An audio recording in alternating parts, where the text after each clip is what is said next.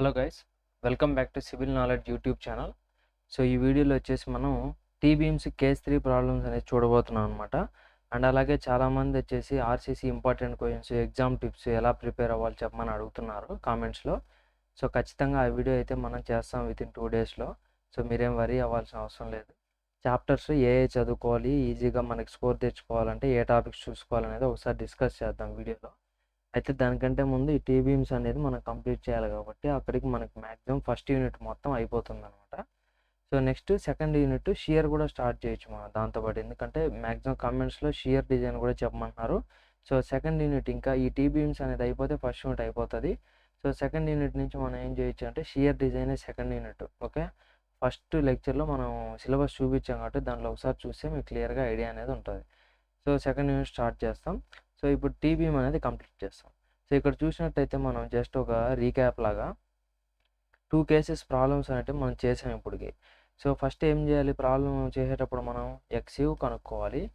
అది కూడా ఎక్స్యూ ఎలా కనుక్కోవాలి, మనం రెక్టాంగులర్ టీ బీమ్ కాకుండా రెక్టాంగులర్ బీమ్ అనుకోవాలి దాన్ని. అప్పుడు ఎక్స్యూకి ఫార్ములా మనకు తెలుసు, 0.87 FIAST divide by 0.3 FCK into b అనేసి. సో అలా అనుకోవాలి అంటే దాని మీనింగ్ ఏమి, ఎక్స్యూ లెస్ దాన్ డిఎఫ్ అనేసి మనం అజ్యూమ్ చేసుకుంటే అప్పుడు అది రెక్టాంగులర్ బీమ్గా మారుతుంది. సో ఇప్పుడు ఎక్స్యూ లెస్ దాన్ మనం రెక్టాంగులర్ బీమ్ అని అనుకొని మనం ఏం చేస్తాం, ఎక్స్యూ కనుక్కుంటాం. ఫస్ట్ స్టెప్ అది. ఓకే, ప్రాబ్లమ్స్ అన్నీ చేసాం, మీరు కూడా చూసారు. సో ఎక్స్యూ కనుక్కున్న తర్వాత ఒకవేళ అది లెస్ దాన్ డిఎఫ్ఏ వచ్చింది అనుకో మనం అనుకున్నట్టు, so our assumption is correct. అప్పుడు అది ఏమవుతుంది, మనకి కేస్ 1 అవుతుంది అనమాట. అంటే న్యూట్రల్ యాక్సిస్ ఎక్కడ ఉంటుంది అప్పుడు లెస్ దాన్ డిఎఫ్ అని అంటే డెప్త్ ఆఫ్ ఫ్లేంజ్ కంటే తక్కువ ఉంది depth of neutral axis. So అప్పుడు ఎక్కడ ఉంటుంది, ఫ్లేంజ్లో ఉంటుంది. సో అప్పుడు అది కేస్ 1 అవుతుంది. అలా కాకుండా ఒకవేళ గ్రేటర్ దాన్ డిఎఫ్ వచ్చింది అనుకో, డెప్త్ ఆఫ్ ఫ్లేంజ్ని దాటి వెబ్లేక్ వచ్చింది అనుకో, ఏది న్యూట్రల్ యాక్సిస్ అనేది, అప్పుడు ఎక్స్యూ ఏమవుతుంది, గ్రేటర్ దాన్ డిఎఫ్ అవుతుంది. అప్పుడు మనకు మళ్ళీ ఏం చేయాలి, వెంటనే మనం కేస్ 2 కేస్ 3 అని డిసైడ్ చేయలేం. సో అప్పుడు వెంటనే ఏం చేయాలి, మనం డిఎఫ్/డి రేషియో అనేది కనుక్కోవాలి. సో డిఎఫ్ అంటే డెప్త్ ఆఫ్ ఫ్లేంజ్ అని తెలుసు, డి అంటే ఎఫెక్టివ్ డెప్త్ అని కూడా తెలుసు మనకు. సో మనం చేస్తే మనకి అక్కడ ఆ డిఎఫ్/డి రేషియో అనేది ఒకవేళ less than or equal to 0.2 కానీ వచ్చింది అనుకోండి, అంటే 0.2 కన్నా తక్కువ అయినా సరే, లేదా కరెక్ట్గా 0.2కి ఈక్వల్గా వచ్చినా సరే, ఆ ప్రాబ్లం మనం ఏమనుకుంటాం, కేస్ 2 అని అనుకుంటాం, అంతే కదా. ఒకవేళ 0.2 కంటే ఎక్కువ వచ్చింది అనుకోండి, కరెక్ట్గా 0.2 వచ్చినా కూడా సరే డిఎఫ్/డి రేషియో, అది కేస్ 2. ఒకవేళ 0.21 22 అలా 0.2 కంటే ఎక్కువ వచ్చిందంటే that is case 3. Okay, so ఇప్పుడు కేస్ 2 అయితే ఎలా చేయాలో మనం చూసాం లాస్ట్ ఫార్ములాస్లో. ఏం చేసాం, ఎక్స్యూకి అయితే 0.87 FIAST minus 0.45 FCK b f minus BW into ఈ ప్లేస్లో ఏమొచ్చేది మనకి డిఎఫ్ ఏమొస్తుంది, డెప్త్ ఆఫ్ ఫ్లేంజ్ డిఎఫ్ వస్తుంది, ఏది కేస్ 2కి. బట్ కేస్ 3కి మనకి ఏమవుతుంది అంటే ఇక్కడ డెప్త్ ఆఫ్ ఫ్లేంజ్ డిఎఫ్ బదులు మనకి ఏమొస్తుంది, వైఎఫ్ వస్తుంది అనమాట. మాడిఫైడ్ డెప్త్ ఆఫ్ ఫ్లేంజ్ లేదా మాడిఫైడ్ థిక్నెస్ ఆఫ్ ఫ్లేంజ్ అనేది వస్తుంది. Okay, so depth of flange D F బదులు modified thickness of flange Y F అనేది వస్తుంది అనమాట. సో ఎక్కడెక్కడైతే మనకి డిఎఫ్ ఉందో అక్కడంతా కూడా ఇంకా డెప్త్ ఆఫ్ ఫ్లేంజ్ ఉండదన్నమాట. మాడిఫైడ్ డెప్త్ ఆఫ్ ఫ్లేంజ్ అంటే వైఎఫ్ అనేది వచ్చేస్తుంది. డిఎఫ్ ఎక్కడైతే ఉందో అక్కడంతా వైఎఫ్ పెట్టుకోవాలన్నమాట. ఓకే, సో అయితే ఈ వైఎఫ్కి ఏంది ఫార్ములా అంటే, ఇది మనకి కోడ్ బుక్లో ఇచ్చున్నారు అనమాట క్లియర్గా. సో ఏమని ఇచ్చారు, పేజ్ నెంబర్ 97లో, పేజ్ నెంబర్ 97లో మనకి టాప్లో ఇచ్చుంటారు. ఒకసారి కావాలంటే చూడండి, ఇప్పుడు నేను ఓపెన్ చేసి చూపిస్తాను. సో ఇక్కడ చూడండి బాగా, పేజ్ నెంబర్ 97లో మనకి డిఎఫ్/డి రేషియో 0.2ని ఎక్సీడ్ అయితే, అంటే దాటితే 0.2122 అలా వస్తే అప్పుడు మనకేమవుతుంది, ఇక్కడ వైఎఫ్ అనేది యాడ్ అవుతుంది. నార్మల్ కాంక్రీట్ ఇంతకుముందు చేసిన కేస్ 1కి కేస్ 2కి ఎలాగైతే ఫార్ములా యూజ్ చేసామో 0.36 FCK into B into 0.36 FCK into B W into X U into D minus 0.42 ఎక్స్యూ plus 0.45 FCK into B F minus BW into D F into D minus డిఎఫ్/2 చేసేంత. కానీ డిఎఫ్ ప్లేస్ ఏమొస్తుంది, వైఎఫ్ అనేది వస్తుంది. ఆ వైఎఫ్ ఫార్ములా ఏంటంటే ఇక్కడ 0.15 XU 0.15 XU ప్లస్ 0.65 డిఎఫ్. ఇది మనకి వైఎఫ్కి ఫార్ములా అనమాట. ఇదేంటి, మాడిఫైడ్ వైఎఫ్ అంటే modified thickness of flange. Okay, so ఆ మాడిఫైడ్ థిక్నెస్ ఆఫ్ ఫ్లేంజ్కి ఇది ఫార్ములా అనమాట. ఓకే, సో అయితే ఈ కేస్ 3 ప్రాబ్లం అనేది ఎస్పెషల్గా మనకి ఏంటంటే చాలా టఫ్గా ఉంటుంది ఇప్పుడు క్యాల్కులేషన్ పరంగా చూస్తే. సో ప్రాబ్లం చూస్తే మీకు అర్థమవుతుంది. సో ఇది మనం ప్రాబ్లం అనేది సాల్వ్ చేసినాం అనమాట. సో యాక్చువల్గా ఈ వీడియో సెకండ్ టైం రికార్డ్ చేయడం నేను, ఎందుకంటే ఫస్ట్ టైము క్లియర్గా నేను మామూలుగా మీకు రెగ్యులర్గా చెప్పేది రాస్తానే, అంటే ప్రాబ్లం సాల్వ్ చేస్తానే రికార్డ్ చేశాను అనమాట. బట్ అదేమైందంటే ఆడియో అనేది సరిగ్గా రాలేదనమాట, మైక్ కొంచెం ప్రాబ్లం ఉంది. సో దానివల్ల మళ్ళీ ఇప్పుడు అయిపోయిన తర్వాత మళ్ళీ నేను మీకు ఎక్స్ప్లెయిన్ చేస్తాను చూపించేసి. సో ఫాస్ట్గా క్వశ్చన్ చదువుతాం. ఏమొచ్చిందంటే a T beam of effective flange with T beam details అన్నీ ఇచ్చారు చూడండి. ఎఫెక్టివ్ ఫ్లేంజ్ విత్ బిఎఫ్ అంతా 800 mm, next thickness of slab 90 mm, width of rib B W 230 mm, effective depth 400 mm. Effective depth అంటే top layer of the slab నుంచి, ఇక్కడ T బీమ్స్లో top layer of the slab నుంచి మనకి centre of the reinforcement tension స్టీల్కి centre వరకు ఉండేదాన్ని మన ఎఫెక్టివ్ డెప్త్ అంటే 400 mm ఇచ్చారు. And is reinforced with 5 numbers of 20 mm diameter bars.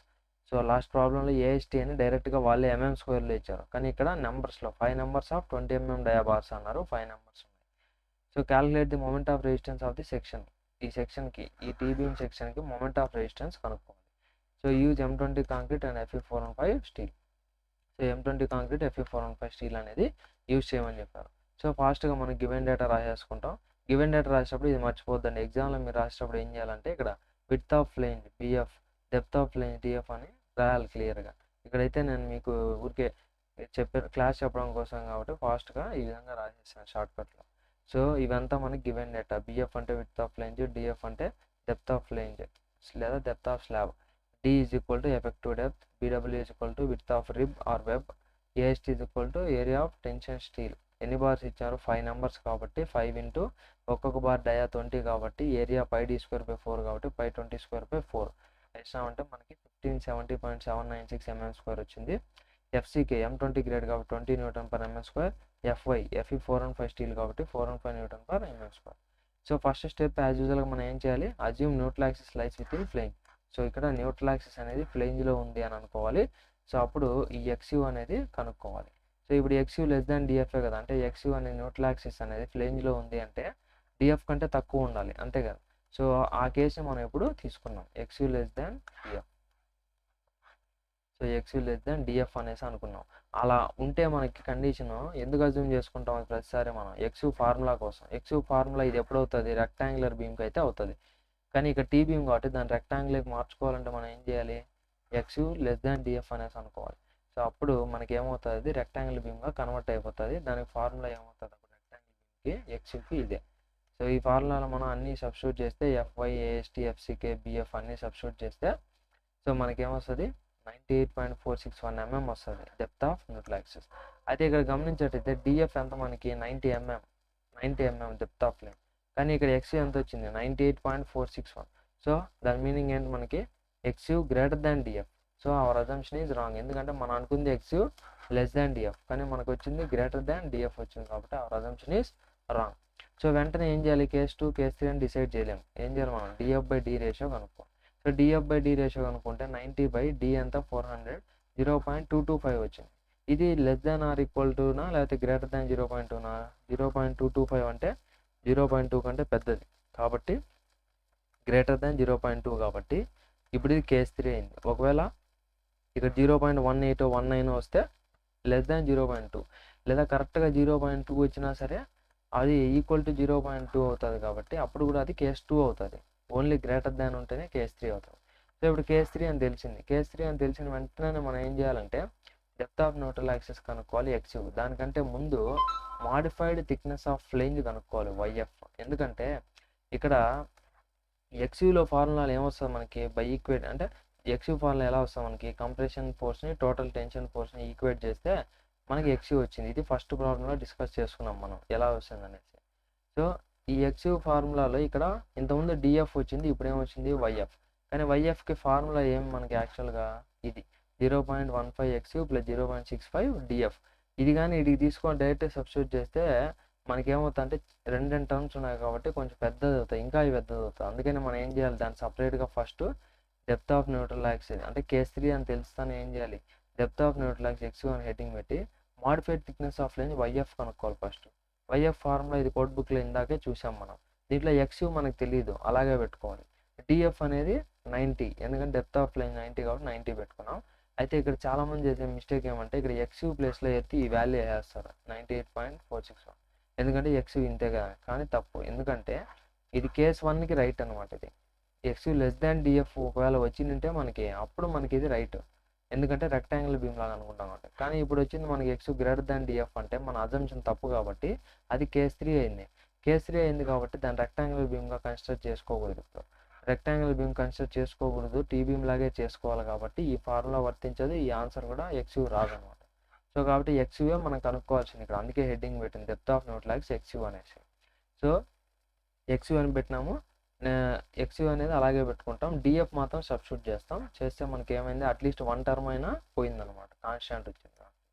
లేకపోతే ఇక్కడ కూడా మనకి డిఎఫ్ అనేది వచ్చింది అనుకో, దీంట్లో మళ్ళీ ఎక్స్యూ డిఎఫ్ టర్మ్స్ చాలా పెద్దది అయిపోతుంది. సో ఫైనల్లీ ఇది వచ్చిన తర్వాత వైఎఫ్ మనం ఏం చేయాలి, so by equating total compression force and total tension force we get మనకి ఏమొస్తుంది, ఎక్స్యూ ఫార్ములా వస్తుంది. ఎక్స్యూ ఫార్ములా మనకు తెలిసిందే 0.87 FYAST minus 0.45 FCK BF minus BW into DF, దేనికి సెకండ్ కేస్కి. కానీ ఇప్పుడు modified thickness of flange YF రావాలి, కింద మామూలు 0.3 FCK into BW. So ఎక్స్యూ is equal to అన్ని సబ్స్టిట్యూట్ చేస్తాం మనం, ఇక్కడ ప్రతి ఒక్క వాల్యూ ఉంది, FCK FYAST BF BW అన్ని సబ్స్టిట్యూట్ చేస్తాం. వైఎఫ్ చూడండి, వైఎఫ్ ఎంత మనకి 0.15 ఎక్స్యూ ప్లస్ 58.5 అలాగే సబ్స్టిట్యూట్ చేస్తాం, divide by 0.36 FCK 20 BW 230. So చేస్తే ఫస్ట్ ఇదంతా మల్టిప్లై చేస్తాం, 0.87 ఇంటూ 415 ఇంటూ 1570 మల్టిప్లై చేస్తే 567135.896 వచ్చింది, మధ్యలో మైనస్ ఉంది, మైనస్ పెట్టాం. నెక్స్ట్ ఏం చేయాలి, 0.45 ఇంటూ 20 ఇంటూ 800 మైనస్ 230 చేస్తే 5130 వచ్చింది. ఇది ఇట్లే పెట్టుకున్నా, ఈ పక్కన ఉండేది ఇట్లే పెట్టుకొని డివైడ్ బై 0.36 20 ఇంటూ 230 మల్టిప్లై చేస్తే 1656 వచ్చింది. ఈ 1656 యూతలో పోతే ఏమవుతుంది, డివైడ్ బైలో ఉండేది యూతలో పోతే మల్టిప్లై అవుతుంది. So 1656 into ఎక్స్యూ is equal to ఇక్కడ ఉండేది అలాగే రాసిన వాల్యూ. నెక్స్ట్ సో ఇక్కడ వచ్చేసి మనకి ఈ 5130 ఉంది కదా, ఈ 5130తో ఫస్ట్ దీన్ని మల్టిప్లై చేస్తే మనకి ఏమొచ్చింది, 769.5 ఎక్స్యూ ఉంది కదా, ఎక్స్యూ వచ్చింది. నెక్స్ట్ దీన్నే మళ్ళీ దీంతో మల్టిప్లై చేస్తాం, ఎందుకు బ్రాకెట్స్ ఉన్నాయి కాబట్టి దీనికి వస్తుంది దీనికి వస్తుంది కాబట్టి. సో అలా చేసినప్పుడు మనకి ఆన్సర్ ఎంత వచ్చింది, 300105. ఇక్కడ ఏం ఎక్స్యూ రాదు, ఎందుకంటే ఇది కాన్స్టెంట్ ఇది కాన్స్టెంట్. సో కాబట్టి రెండు నెంబర్ అనేది వస్తుంది. కానీ ఫస్ట్ దాంట్లో ఇక్కడ ఏముంది, ఎక్స్యూ ఉంది కాబట్టి ఈ రెండు మల్టిప్లై చేసినప్పుడు ఇక్కడ ఏమొస్తుంది, ఎక్స్యూ అనేది వస్తుంది. సో ఇప్పుడు ఏం చేయాలి మనం అంటే, ఈ ఎక్స్యూ ఉంది కదా దాన్ని యువతలు పంపించుకో, ఈక్వాలిటీకి యువతలు పంపించుకుంటే ఏమవుతుంది, మనకి మైనస్ ఉండేది యువతలకు వస్తే ప్లస్ అయిపోయింది. ఓకే, ఈక్వల్ టు నెక్స్ట్ ఈ పక్క ఏమేమి ఉన్నాయి, ఈ రెండింటిని మైనస్ చేసామంటే మన దీంట్లో నుంచి దీన్ని తీసేస్తే మైనస్ ఉంది కాబట్టి ఇది వస్తుంది. సో ఇప్పుడు ఈ రెండు యాడ్ చేస్తాం, ఎందుకు యాడ్ చేస్తాం, ఇది ఎక్స్యూఏ ఇది ఎక్స్యూఏ రెండు ఒకటే కాబట్టి మనం ఈ వేరియబుల్స్ రెండు ఒకటే కాబట్టి మనం ఏం చేస్తాం, రెండింటిని యాడ్ చేస్తే ఇది వచ్చింది అనమాట.